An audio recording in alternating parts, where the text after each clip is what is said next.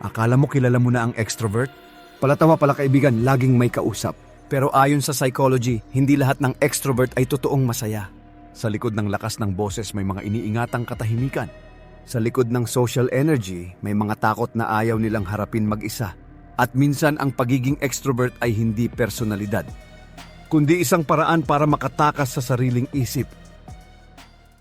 Bago tayo magsimula, kung gusto mo ng mga ganitong topic tungkol sa human psychology, emotions at behavior, huwag mong kalimutang mag-subscribe dito sa ating channel para lagi kang updated sa mga bagong kaalamang ibabahagi ko. Ngayon, alamin natin kung ano talaga ang nasa likod ng extrovert mindset at bakit mas malalim ito kaysa sa iniisip ng karamihan.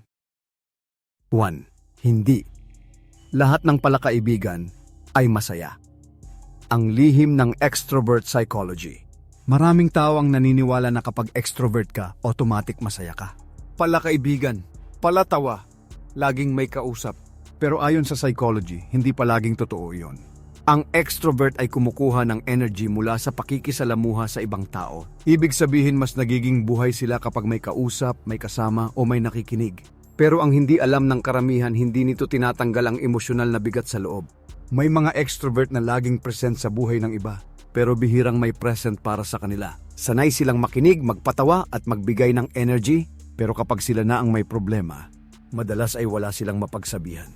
Ayon sa psychology, maraming extrovert ang natutong maging palakaibigan bilang paraan ng pag-iwas sa sariling emosyon. Kapag tahimik, lumalabas ang iniisip. Kapag mag-isa, nararamdaman ang mga takot, lungkot at insecurities. Kaya mas pinipili nila ang ingay kaysa katahimikan. Hindi ito kahinaan. Isa itong coping mechanism. Isang paraan para manatiling functional kahit may pinagdadaanan sa loob. May extrovert na mukhang masaya sa labas, pero pagod na sa loob. May extrovert na laging nagbibigay ng saya, pero hindi marunong humingi ng tulong. At may extrovert na takot mapag-isa dahil doon nila naririnig ang tunay na boses ng kanilang isip. Kaya sa susunod na makakita ka ng taong laging masaya at palakaibigan, tandaan mo ito, hindi lahat ng extrovert ay masaya. Minsan, sila pa ang may pinakamalalim na dinadala. At minsan, ang pinakamalakas tumawa, ang siya ring pinakatahimik kapag mag-isa. 2. Bakit laging may tao sa paligid ng extrovert, pero madalas mag-isa sa isip? Kung titingnan mo ang isang extrovert, parang hindi siya kailanman nag-iisa. Laging may kausap, may kasama, may social circle. Pero ayon sa psychology, ang dami ng tao sa paligid ay hindi sukatan ng tunay na koneksyon. Maraming extrovert ang sanay makihalubilo sa iba, pero hindi sanay makihalubilo sa sarili nilang emosyon. Kaya kahit napapaligiran sila ng tao, may parte pa rin ng isip nila na pakiramdam ay mag-isa. Ang dahilan nito ay simple ngunit malalim. Ang extrovert ay mas komportable sa external stimulation. Mga boses, tawanan, usapan at galaw. Kapag nawawala ang mga ito, napipilitan silang harapin ang sarili nilang iniisip. At doon nagsisimula ang pakiramdam ng isolation. Hindi dahil wala silang kaibigan, kundi dahil hindi nila laging naipapakita ang tunay nilang nararamdaman. Ayon sa psychology, maraming extrovert ang may takot na maging burden. Ayaw nilang maging mabigat sa iba. Ayaw nilang sirain ang masayang imahe na nakikita ng lahat. Kaya mas pinipili nilang itago ang lungkot sa likod ng ngiti. May mga extrovert na surrounded by people, pero walang taong nakakakilala sa tunay nilang iniisip. May mga extrovert na laging may kausap, pero bihirang may taong tunay na nakikinig. Ito ang tahimik na paradox ng extrovert. Social sa labas, solitary sa loob. Masigla sa harap ng tao, pero tahimik kapag naiwan sa sarili. Kaya kapag may extrovert kang kakilala, huwag agad isipin na okay lang siya dahil palagi siyang masaya. Minsan ang kailangan lang niya ay isang taong handang makinig. Hindi sa kwento niya, kundi sa katahimikan niya. 3. Extrovert mindset. Bakit gustong mapansin, pero takot sa katahimikan? Sa unang tingin, parang gusto lang talaga ng extrovert ang atensyon. Gustong mapansin, gustong marinig, gustong makita. Pero ayon sa psychology, hindi lang ito tungkol sa ego. Para sa maraming extrovert, ang atensyon ay nagsisilbing kumpirmasyon. Kapag may tumitingin, may nakikinig at may tumutugon, pakiramdam nila ay totoo silang umiiral. Hindi dahil mahina sila, kundi dahil doon sila nakakaramdam ng koneksyon. Ang katahimikan ay kabaligtaran nito. Kapag tahimik ang paligid, wala nang distraction. Wala nang boses ng iba na sumasalo sa isip.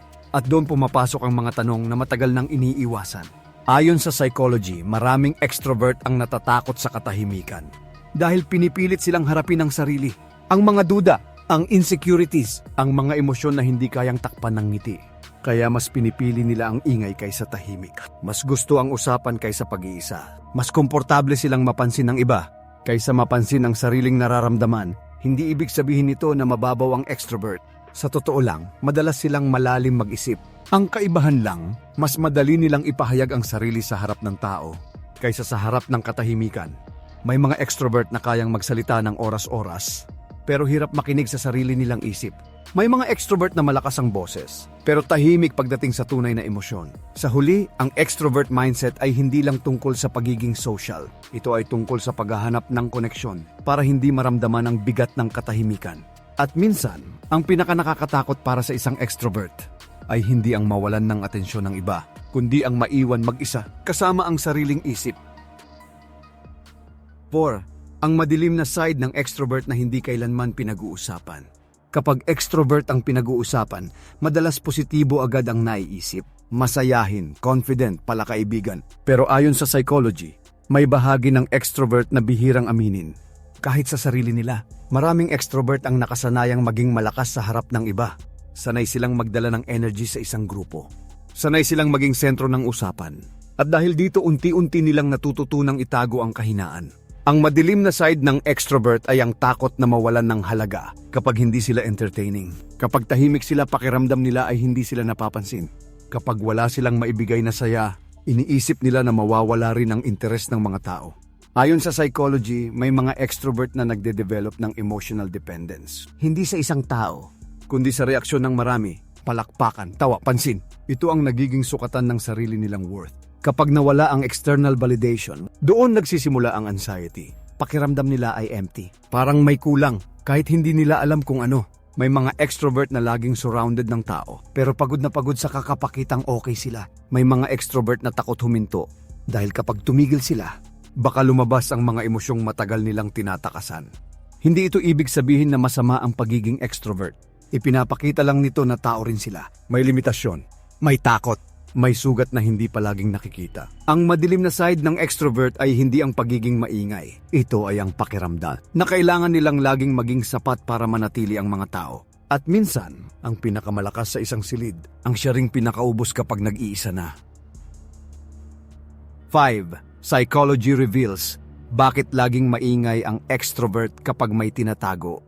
Hindi lahat ng ingay ay tanda ng kasiyahan. Ayon sa psychology, minsan ang pagiging maingay ay paraan para hindi marinig ang mga iniisip na ayaw harapin. Maraming extrovert ang natutong punuin ng katahimikan. Kapag may awkward na sandali, sila ang unang magsasalita.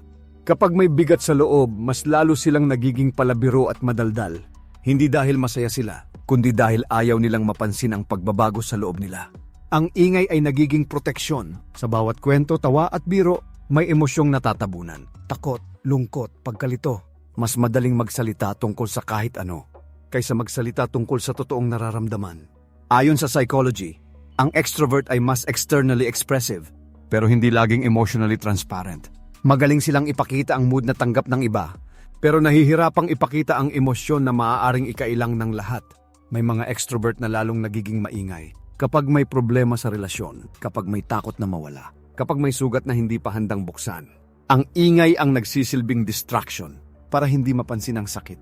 Hindi ito manipulasyon. Ito ay self-preservation. Isang paraan para manatiling buo kahit may unti-unting bumibiyak sa loob. Kapag tahimik ang extrovert, madalas doon nagsisimula ang tunay na laban. Dahil wala nang ingay na pwedeng gawing takas. Wala nang maskara na pwedeng isuot. Kaya sa susunod na makakita ka ng extrovert na sobrang ingay, huwag agad isipin na masaya lang siya. Minsan, ang ingay ay hindi para marinig ng iba, kundi para hindi marinig ang sarili. At minsan, ang pinakamaingay na tao, ang siyang may pinakatahimik na sakit.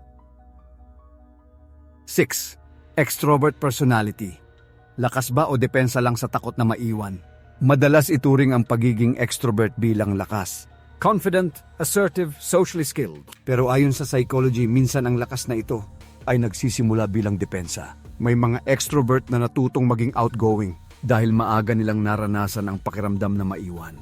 Hindi mapansin, hindi piliin. Kaya natutunan nilang maging visible, maging present, maging mahirap kalimutan. Ang pagiging extrovert ay nagiging paraan para masigurong may koneksyon. Kapag kilala ka ng marami, pakiramdam mo ay mas ligtas ka sa pag-iisa. Kapag palagi kang kasama, mas maliit ang tsansang maiwan mag-isa. Ayon sa psychology, ang takot na maiwan ay isa sa pinakakaraniwang pinanggagalingan ng social overcompensation. Mas maingay, mas palabiro, mas approachable. Hindi dahil gusto nila palagi, kundi dahil natatakot silang mawalan ng puwang. Hindi ibig sabihin nito na peke ang extrovert personality. Totoo ito, pero may mga pagkakataong pinalakas ito ng karanasan. Ang mga sandaling kinailangan nilang maging mas kaysa sa dati para mapansin at manatili ang iba. May mga extrovert na mukhang independent pero sensitibo sa rejeksyon. May mga extrovert na parang hindi apektado pero tahimik na natatakot mapalitan. Ang tanong ay hindi kung lakas ba ang pagiging extrovert. Ang tanong ay kung ano ang dahilan kung bakit ito nabuo. Dahil minsan, ang pinakamalakas na personalidad ay produkto ng pinakamalalim na takot. At kapag naintindihan mo ito, makikita mo na ang extrovert ay hindi lang sosyal. Sila ay tao rin na natutong maging malakas para hindi na muling maramdaman ang sakit ng maiwan. 7. Hindi random ang pagiging extrovert. May malalim na dahilan ang isip.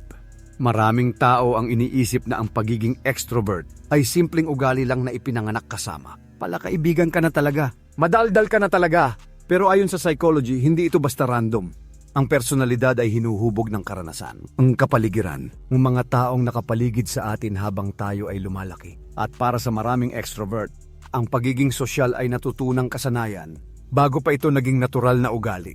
May mga extrovert na lumaki sa tahanang kulang sa emosyonal na atensyon. Natuto silang magsalita para mapansin, maging expressive para mapakinggan. Dahil kapag tahimik sila, parang wala silang puwang. Ayon sa psychology, ang isip ay mahusay umangkop para mabuhay. Kapag napansin ng bata na ang pagiging expressive ay nagdadala ng koneksyon at seguridad, ito ay nagiging bahagi ng personalidad. Hindi ito nangangahulugang lahat ng extrovert ay galing sa kakulangan. Pero marami ang natutong maging extrovert dahil iyon ang gumana para sa kanila. Yun ang nagbigay ng validation. Yun ang nagbigay ng pakiramdam na mahalaga sila. May mga extrovert na mahusay makibagay sa iba, pero hirap makibagay sa sarili. Mas alam nila kung paano makipag-usap, kaysa kung paano umupo sa katahimikan. Ang pagiging extrovert ay hindi aksidente. Ito ay resulta ng paulit-ulit na pagpili ng isip kung alin ang mas ligtas, ang maging tahimik o ang maging present sa mundo. At sa likod ng bawat extrovert personality, may kwento ang isip, isang kwento ng pag-a-adjust, ng pagkatuto, at ng tahimik na desisyon na mas ligtas ang may koneksyon kaysa mag-isa. 8. Bakit mas energetic ang extrovert sa tao, pero pagod sa sariling isipan? Kapag may kasama ang extrovert, parang hindi nauubos ang lakas. Madaldal, masigla, present. Pero kapag mag-isa na, biglang bumabagsak ang energy. Ayon sa psychology, hindi ito arte kundi pattern ng isip. Ang extrovert ay natural na nagiging alert at energized kapag may external stimulation, mga boses, reaksyon, galaw. Ito ang nagpapagana sa kanilang nervous system. Doon sila nagiging buhay. Pero kapag nawala ang mga ito, ang isip ay napupunta sa internal processing. At dito nagsisimula ang pagod. Hindi dahil mahina sila, kundi dahil sanay ang isip nilang kumuha ng lakas sa labas, hindi sa loob. Ayon sa psychology, maraming extrovert ang hirap sa self-reflection. Hindi dahil wala silang depth, kundi dahil masyadong tahimik ang proseso. Walang immediate feedback, walang sagot, walang kausap. Kapag mag-isa, lumalabas ang mental noise, mga iniisip na ipinagpaliban, mga emosyon na tinabunan ng pakikisalamuha. At dahil hindi ito sanay harapin, mas mabilis silang mapagod. May mga extrovert na kayang magbigay ng energy sa buong grupo, pero ubos kapag sarili na ang kaharap. May mga extrovert na sanay magbuhos ng lakas sa iba, pero hindi marunong mag-refuel sa katahimikan.